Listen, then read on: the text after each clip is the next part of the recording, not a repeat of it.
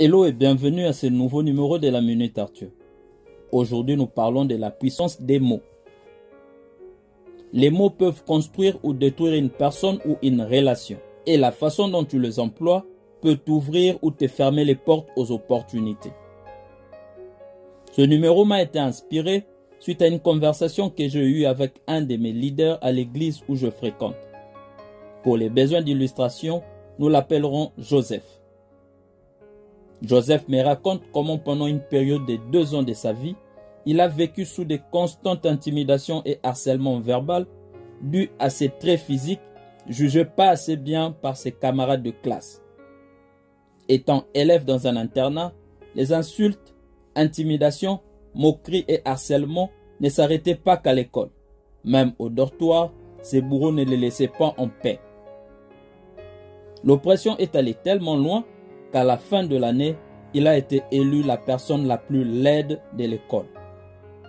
À force d'écouter les mêmes méchancetés, Joseph a fini par les intérioriser, les poussant ainsi à se renfermer sur lui-même et à perdre la confiance en soi. Un élève brillant au départ, qui par la méchanceté de son entourage a vu son niveau baisser subitement.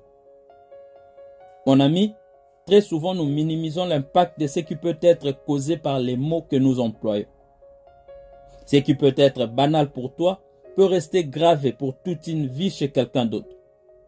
Sois prudent quand tu parles, parce qu'une fois prononcés, tes mots ne peuvent qu'être pardonnés, mais jamais oubliés.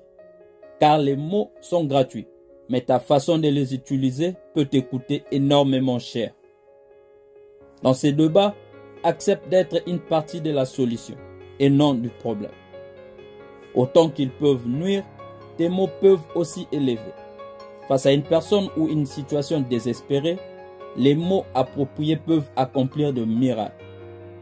Combien de fois n'avons-nous pas entendu des gens au bord du suicide rebourser chemin juste parce qu'ils ont écouté une parole qui est venue éclaircir le flou de leur pensée? Tout au long de l'histoire humaine, nos plus grands dirigeants et penseurs ont utilisé le pouvoir de mots pour transformer nos émotions, nous enrôler dans leur cause et façonner le cours du destin. Joseph, dans notre illustration, est aujourd'hui un leader aguerri et attribue sa transformation à son mentor qui a pu surplanter l'influence négative par de mots positifs. Si tu comprends le pouvoir impressionnant de tes mots, tu préféreras le silence au lieu de la négativité. Car dans tes paroles, tu crées tes propres faiblesses et tes propres forces. Thank you.